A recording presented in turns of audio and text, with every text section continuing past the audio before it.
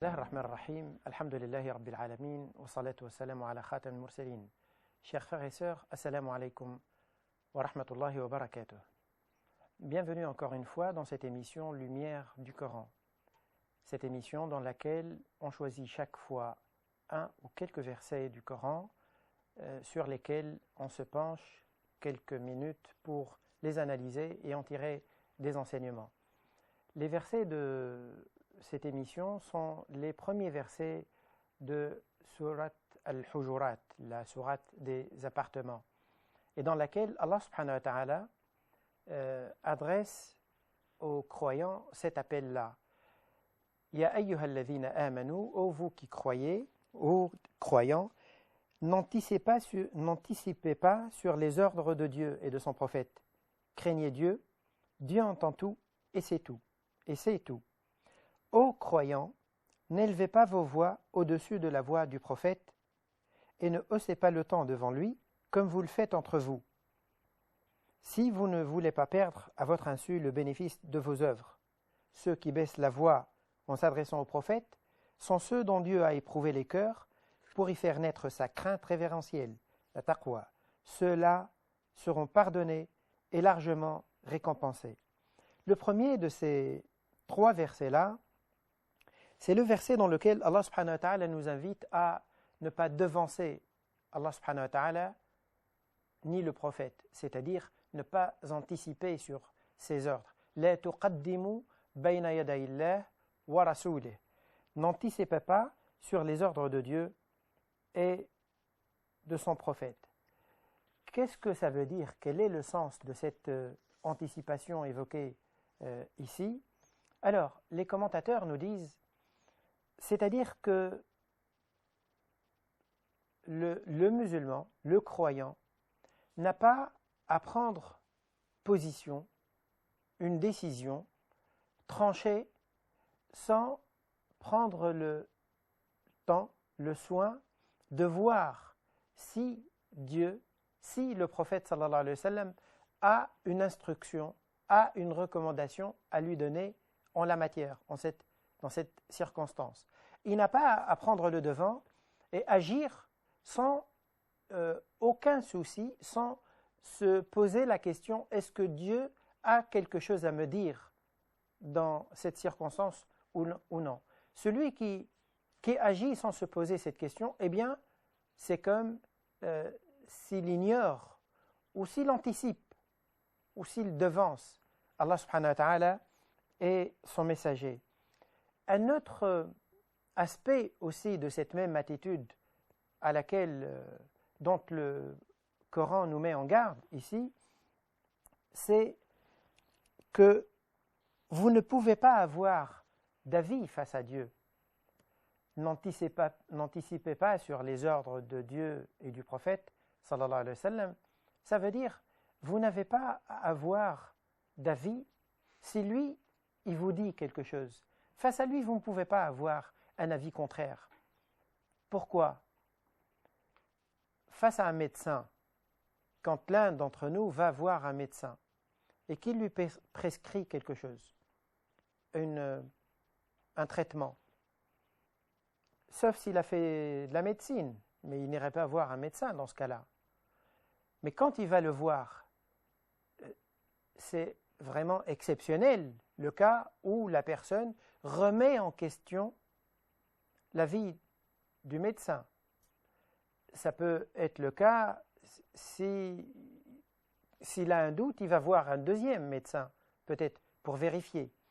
Mais a priori, il considère que l'avis du médecin, c'est un connaisseur, sachant que l'exemple que j'évoque ici, c'est un exemple limité.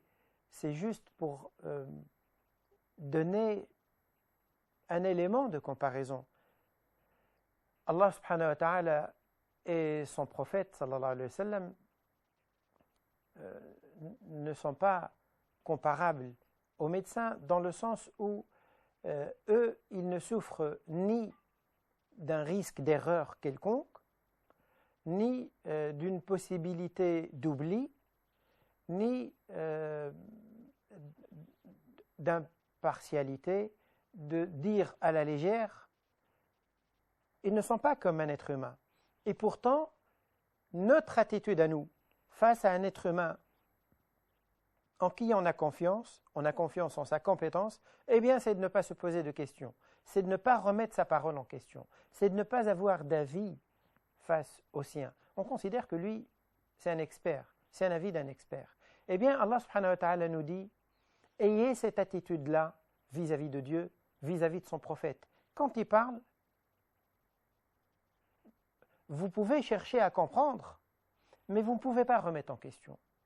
Vous pouvez vous trouver dans cette attitude, pas d'étonnement qui remet en question, mais qui veut, par curiosité, comprendre le sens. Mais jamais, jamais de la vie, on ne peut, en étant croyant, se dire pourquoi il dit ça, et pourquoi cette position-là, et pourquoi cette recommandation-là. Comme si on suppose qu'il y a quelque chose qu'ils ont loupé de voir, qu'ils n'ont pas pu voir, et que comme s'il y a une erreur. Vous savez, un étudiant, un élève, lorsqu'il se trouve dans une salle d'examen, c'est vraiment exceptionnel qu'il peut se trouver dans cette situation.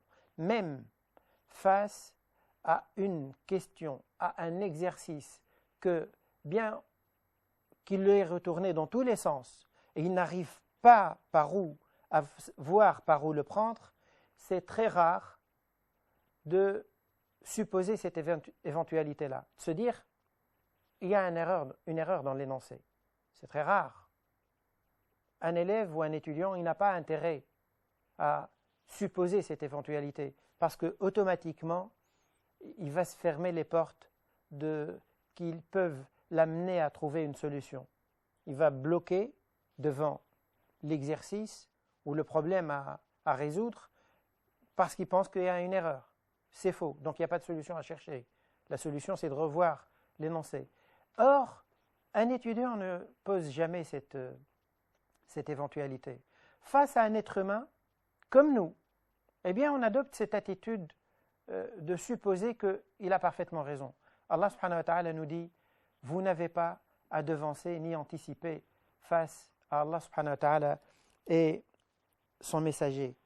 Et donc, on n'a pas à remettre en question ou à avoir un avis, comme j'ai dit, devant lui. Une question peut se poser ici, c'est qu'on peut dire, mais les savants musulmans, quand on leur pose une question, qu'en est-il ou quelle est l'attitude conforme à l'esprit de l'islam que le musulman doit avoir sur tel ou tel sujet, en telle ou telle matière, sur une question complètement nouvelle, le clonage, les assurances, les banques, choses qui n'existaient pas à l'époque du prophète sallallahu alayhi wa sallam. Donc quand on pose une question à un savant aujourd'hui de ce genre, de cet ordre-là, et que lui, il cherche, et il donne un avis, il finit par donner un avis, on peut dire, mais il donne un avis aussi. Oui, sauf que là, la différence, c'est quoi? C'est qu'il ne donne pas un avis face et contre celui de Dieu. Non, il essaie de s'inspirer de la parole de Dieu, de la parole du prophète sallallahu alayhi wa sallam, ou des paroles du prophète sallallahu alayhi wa sallam, et tirer un avis à partir de là. Donc son avis à lui est censé être la continuité de ce qui est dit dans le Coran et dans les hadiths. Ce n'est pas cette attitude-là contre laquelle Allah subhanahu wa ta'ala nous met ici en garde. C'est plutôt de s'opposer à sa parole ou celle de son prophète. La tuqaddimu bayna yaday Allah wa rasoulih. Donc, ne devancez pas, n'anticipez pas sur les ordres d'Allah subhanahu wa ta'ala et de son messager. Wattaqullah. Et craignez Dieu,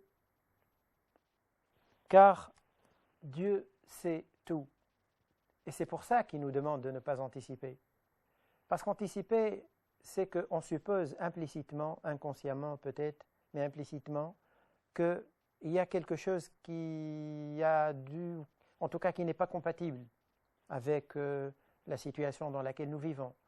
Eh bien, Allah subhanahu wa ta'ala nous dit que lui, il sait tout. Il sait tout, c'est-à-dire que quand il a parlé, il n'a pas parlé pour il y a 14 siècles.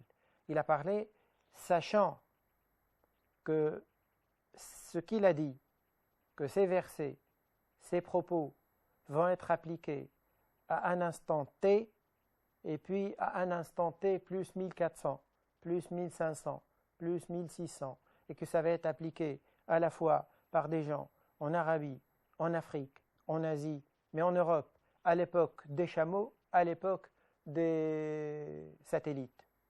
Allah subhanahu wa ta'ala sait bien ça. Allah, il sait tout. Il est parfaitement connaisseur. Et donc, quand il a parlé en ces termes, il sait que les contextes sont variables, sont changeants, et donc il a parlé d'une manière qui peut s'appliquer à des situations différentes. D'ailleurs, à l'époque du prophète sallallahu alayhi wa sallam, lorsque le Coran a été révélé, il a été révélé en Arabie. L'Arabie qui était sur le plan civilisationnel très modeste. En termes d'acquis, d'expérience civilisationnelle, l'Arabie était très limitée. Il y avait d'autres régions autour d'elle, d'autres pays qui avaient une civilisation très développée. Je pense particulièrement à la Perse, l'actuel Iran. La civilisation perse était très brillante. Et pourtant, quelques années plus tard, moins d'un quart de siècle, l'Iran entier, la Perse entière, est rentrée dans l'islam. Bien que civilisationnellement, elle avait un niveau très élevé par rapport à l'Arabie, mais elle n'a pas vu d'incompatibilité entre ce niveau et le niveau de connaissance qu'elle avait et les recommandations qu'elle trouvait ou que les Perses trouvaient dans le Coran et dans les hadiths du prophète sallallahu alayhi wa sallam. Nous reviendrons à l'analyse de ce verset dans quelques instants. Une petite pause et nous reviendrons, incha'Allah. Barakallahu fikum. Alhamdulillah wa salatu wa salam ala rasulillah. Nous continuons donc l'analyse de ces premiers versets de Surat Al-Hujurat. Le deuxième de ces versets, Allah subhanahu wa ta'ala nous dit dedans: n'élevez pas vos voix au-dessus de la voix du prophète et ne haussez pas le temps devant lui, comme vous le faites entre vous, si vous ne voulez pas perdre à votre insu le bénéfice de vos œuvres. Les commentateurs, les biographes, les historiens musulmans qui ont réuni les informations qui avaient accompagné la révélation nous donnent cette information sur les circonstances qui ont accompagné ou précédé la révélation de ce verset. Ils nous disent qu'il y a une tribu qui avait envoyé une délégation pour rencontrer le prophète sallallahu alayhi wa sallam. Et lorsque cette délégation est arrivée, le prophète sallallahu alayhi wa sallam devait désigner un membre de cette délégation comme responsable de la délégation et de la tribu. Et donc c'est lui qui devait lui choisir cette personne-là et la désigner donc comme interlocuteur en quelque sorte. Et Abu Bakr radiyallahu anhu avait pensé, en discutant avec les membres de cette délégation, à une personne qui lui a paru avoir un charisme et être respecté dans la délégation. Donc il a pensé à une personne qu'il avait proposée au prophète sallallahu alayhi wa sallam. Abu Bakr radiyallahu anhu, Abu Bakr et Omar étaient les deux compagnons qui étaient tout le temps autour du prophète sallallahu alayhi wa sallam, avait proposé une autre personne. Et quand il a vu que Sayyidina Omar avait proposé une personne différente de la sienne, ça l'a agacé en quelque sorte, et il s'est adressé à Omar lui disant: tu n'as voulu que me contrarier en faisant cette proposition. Sayyidina Omar lui répond: non, je n'ai pas voulu te contrarier, je pense sincèrement qu'il est mieux. Et l'échange a commencé à s'élever et être tendu, crispé entre eux, et leur voix s'était élevée.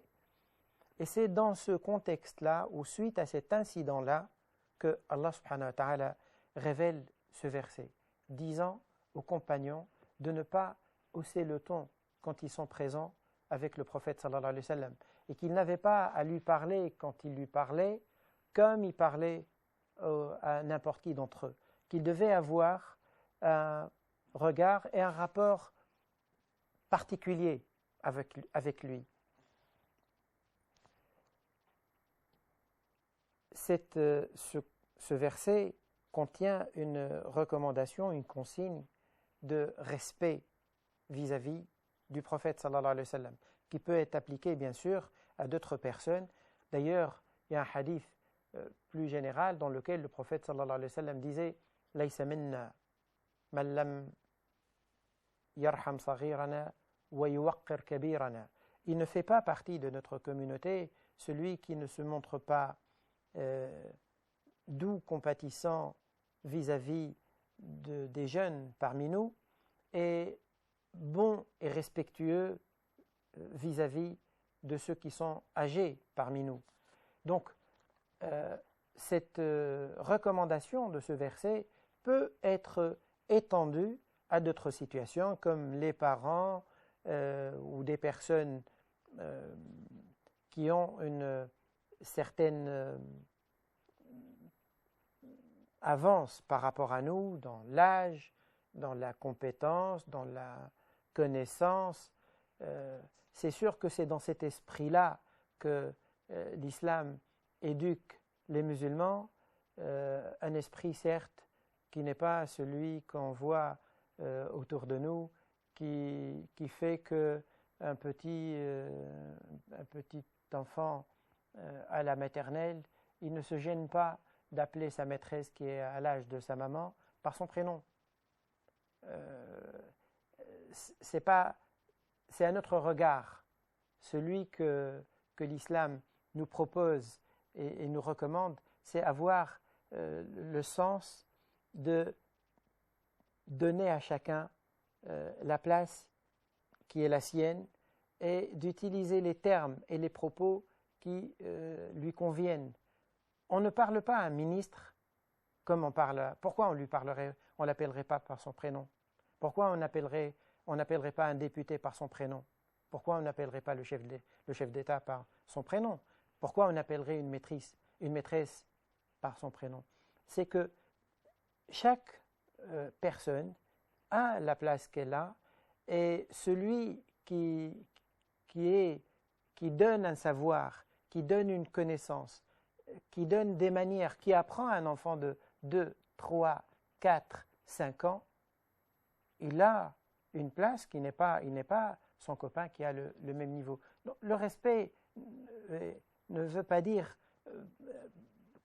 diviser la société ou les gens en classes. Non, mais c'est important de reconnaître, comme j'ai dit, à chacun la place qu'il mérite. Dans tous les cas, c'est ça l'esprit que ce verset vers lequel il vise. Donc il dit là, ici, quand vous parlez au prophète sallallahu alayhi wa sallam, quand vous vous adressez au prophète, eh bien, n'élevez pas le ton et ne parlez pas en sa présence ou en vous adressant à lui comme vous parlez entre vous.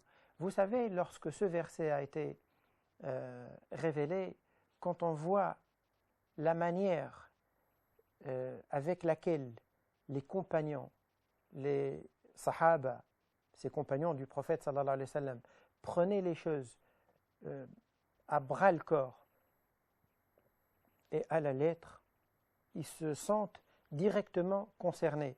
Eh bien, Abu Bakr, radiyallahu anhu, juste après ce verset, il a dit au prophète sallallahu alayhi wa sallam qu'à partir d'aujourd'hui, je ne te parlerai qu'en chuchotant.